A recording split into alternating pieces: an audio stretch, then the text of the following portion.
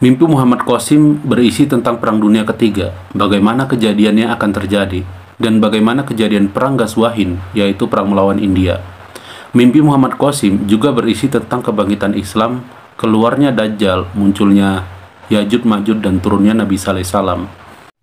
And they see the sword in my hand. Bismillahirrahmanirrahim. Assalamualaikum. Apa itu mimpi Muhammad Qasim? Mimpi Muhammad Qasim itu kaitannya dengan akhir zaman, nubuah yang telah Rasulullah Shallallahu Alaihi Wasallam sabdakan kepada kita di 1400 tahun yang lalu. Jadi mimpi Muhammad Qasim ini bentuk perwujudan dari sabda-sabda Nabi Muhammad Shallallahu Alaihi Wasallam. Seperti yang telah saya sebut di video sebelumnya, soal hadis berikut seperti hadis riwayat Nasai 1108, hadis riwayat Bukhari 6499, hadis riwayat Muslim 4206, dan hadis-hadis lainnya yang berkaitan dengan akhir zaman, dan banyak lagi hadis lainnya. Mimpi Muhammad Qasim berisi tentang Perang Dunia Ketiga, bagaimana kejadiannya akan terjadi, dan bagaimana kejadian Perang Ghazwahin, yaitu perang melawan India. Mimpi Muhammad Qasim juga berisi tentang kebangkitan Islam, keluarnya Dajjal, munculnya Ya'juj Ma'juj, dan turunnya Nabi Sallallahu Alaihi Wasallam.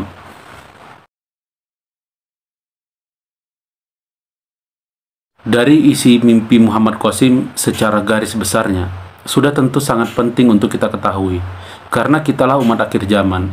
Jadi tentu dari beberapa sudut pandang, menunjukkan bahwa kita harus peduli terhadap kabar mimpi Muhammad Qasim ini. Apalagi saya sering sebut Quran Surah Al-Hujurat 49 ayat 6, ayat itu menjelaskan kepada kita, kalau setiap ada berita yang datang kepada kita, kita harus meneliti beritanya. Nggak boleh langsung meremehkan atau abaikannya. Apalagi kita umat muslimnya, kan kita menggunakan pedoman Al-Quran.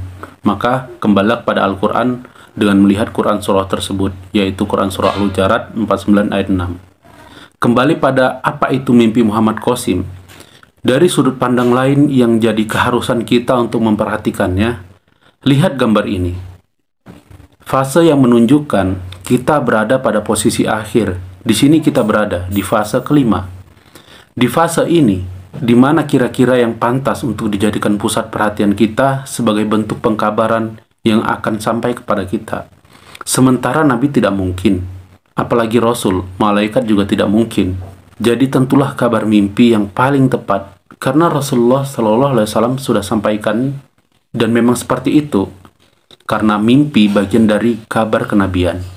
Sekarang kita lihat, adanya kabar mimpi Muhammad Qasim berketepatan dengan sungai Efrat yang sudah sempat mengering sebagai tanda kecil kiamat, gedung-gedung pencakar langit di Arab, hijaunya jazirah Arab, badai hujan, badai salju yang sudah pernah turun di Mekah, Ka'bah.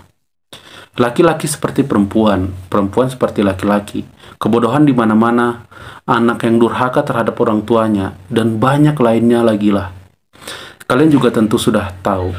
Nah, jadi dari hal-hal seperti tanda kiamat kecil yang semua sudah terjadi, mau menunggu apa lagi kita untuk melakukan persiapan dalam menyelamatkan iman kita ini? Jadi itu alasan kenapa kita perlu memperhatikan kabar mimpi Muhammad Qasim. Saya tahu mungkin kalian ada yang berpikir, kenapa juga kita harus peduli mimpi Muhammad Qasim? Orang cuman mimpi. Semua orang bermimpi. Masih banyak lagi ulama kita menyampaikan kebaikan dan lebih terpelajar daripada Muhammad Qasim. Ya oke, kenyataannya memang seperti itu. Tapi apakah ada ulama yang benar-benar peduli terhadap kita? Pertama, dalam kabar mimpi Muhammad Qasim ini, poin syirik yang perlu kita perhatikan, ini adalah bentuk penyelamatan kita soal iman kita kepada Allah Subhanahu wa Ta'ala. Andai kita memiliki kesyirikan dalam kehidupan kita, akan amat sangat rugi kita ketika kita telah meninggal dunia, segala amalan kita semuanya bisa hangus. Karena kita membuat suatu kesyirikan yang kita tidak hindarin.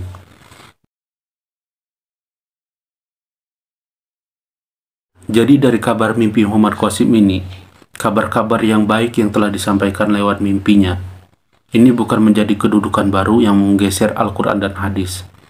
Dan tidak ada salahnya juga dalam hal-hal mengingatkan kebaikan, yang memang kabar mimpi ini adalah bentuk peringatan yang datang kepada kita. Jadi perlu diperhatikan untuk menyelamatkan iman kita. Saya tahu mungkin banyak juga orang berpikiran bahwa kita sudah terlalu sibuk untuk urusan dunia. bahkan terlalu sibuk untuk mengurusi pekerjaan kita untuk mencari nafkah kehidupan sehari-hari. Saya tahu beratnya seperti itu, bahkan saya juga mengalaminya. Tapi saya juga ingin kita sama-sama saling menguatkan iman kita, saling menasehati dan saling mengingatkan. Walaupun sesibuk apapun kita di dunia ini, kita masih memiliki kewajiban untuk menyelamatkan iman kita di akhirat nanti. Kita di dunia hanya sementara di akhiratlah kita kekal abadi. Nah, inilah yang perlu kita persiapkan. Jika kehidupan dunia ini melalaikan kita untuk mempersiapkan diri dalam kehidupan akhirat, betapa amat sangat ruginya kita. Belum tentu segala amalan kita itu diterima oleh Allah Subhanahu wa taala. Tidak ada orang yang bisa menjamin sholatnya diterima oleh Allah Subhanahu wa taala. Bahkan dari amal-amal yang telah kita perbuat, kita juga tidak berani menjamin apakah itu sudah cukup untuk kita bisa selamat di akhirat nanti, masuk ke dalam surga Firdaus Allah Subhanahu wa taala. Nah, karena itu kita semua ini akan kembali kepada Allah Subhanahu wa taala. Saya ingin mengingatkan adanya kabar mimpi Muhammad Qasim ini, dan kabar mimpi ini adalah kebaikan-kebaikan yang telah disampaikan untuk kita umat muslim ini. Tidak ada salahnya untuk kita perhatikan. Jangan sampai kita abaikan. Apalagi semua isi mimpi Muhammad Qasim ini itu datangnya dari Allah Subhanahu wa taala. Ada banyak mimpi Muhammad Qasim yang sudah menjadi kenyataan. Nah, tidak mungkin mimpi ini bentuk rekayasa dari Muhammad Qasim. Jika mimpi ini rekayasa dari Muhammad Qasim, tidak mungkin mimpinya bisa menjadi kenyataan. Tidak mungkin pula mimpi ini bisa diingat oleh Muhammad Qasim. Dari masa kecil hingga sekarang ia bisa mengulang mimpi ini, menceritakannya kepada orang lain dengan begitu baik. Tidak mungkin jika itu karangan Muhammad Qasim. Bahkan tidak mungkin bisa menjadi kenyataan, karena hanya mimpi dari Allah Subhanahu wa taala mimpi ini bisa menjadi kenyataan. Dan karena mimpi ini dari Allah Subhanahu wa taala, sehingga Muhammad Qasim memiliki bentuk kekuatan dari Allah Subhanahu wa taala untuk mengingat semua mimpi-mimpinya. Nah, dengan begitu saya ingatkan kembali untuk semuanya, saudara muslim, saya ingin mengajak semua orang muslim dimanapun kalian berada, perhatikan kabar mimpi Muhammad Qasim. Kita kembalikan kepada Al-Quran dan hadis. Di Al-Quran Allah memerintahkan kita untuk melihat Quran surah Al-Hujurat 49 ayat 6, dan di hadis ada kabar tentang mimpi di akhir zaman yang baik dan juga benar, dan mimpi juga bagian dari kenabian. Nah, dimana jika kita telah mengetahui hal itu, tidak mungkin kita umat muslim mengabaikan begitu saja tanpa terlebih dahulu meneliti isi mimpinya, bertabayun. Baik, itu saja untuk mengetahui apa itu mimpi Muhammad Qasim. Di awal sudah saya katakan isi mimpi Muhammad Qasim bin Abdul Karim. Sekarang kalian sudah mengetahui apa itu mimpi Muhammad Qasim. Insya Allah di video lainnya saya akan ngebahas lanjut tentang mimpi ini. Jazakumullahu khairan katsiran. Wassalamualaikum warahmatullahi wabarakatuh.